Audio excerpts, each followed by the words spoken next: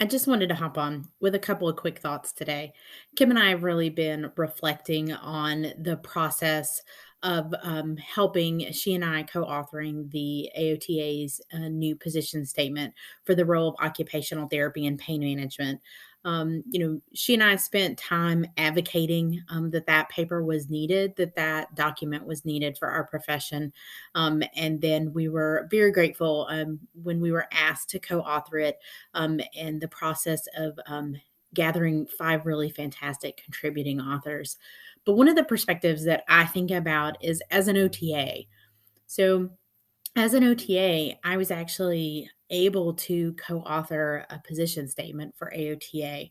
And I'm really excited about that. And one of the reasons is because I think as an OTA, I bring a different perspective maybe than an occupational therapist because my focus as an OTA is for treatment.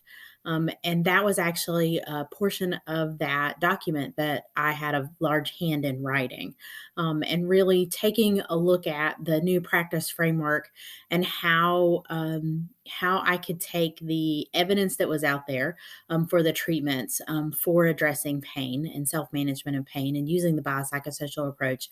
So how then that fit into our practice framework, and then how it could be talked about in a way that would allow for OT practitioners to really take it to practice.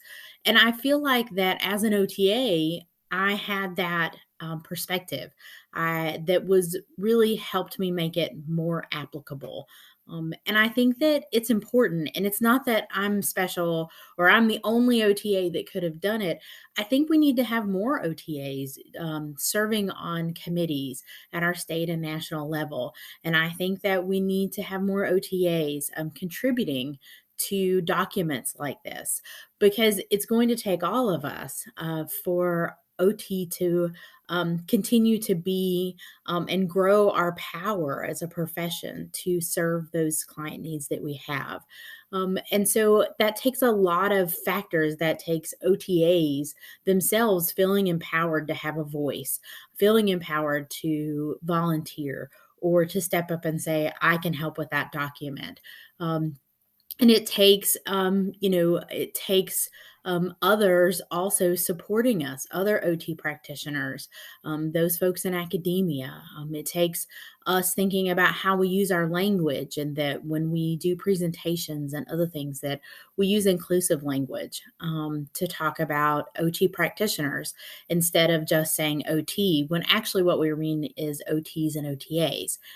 And I think that, I guess maybe if I were to like take a step back, I really think about this whole picture of a profession of how can OTAs really take a bigger role in our profession and contributing to important documents like this one. Again, because it's not that I think that I'm special and the other OTAs can't do these amazing things. It's one reason why I wanted to do this video so that we could talk about it and think about how OTAs can provide a valuable, really valuable, and a distinct perspective of our own. I already talked about treatment, but what the statistics show us in our profession is that OTAs actually tend to be more diverse too, as a population. And so that's another important perspective to consider as well. So if you're an OTA, I want you to think about being empowered and getting outside of your comfort zone. And I'm always happy to support anyone in that journey. And if you are not an OTA, then I really challenge you of how can you be a champion? How can you step up and encourage and champion an OTA to find their voice in our profession?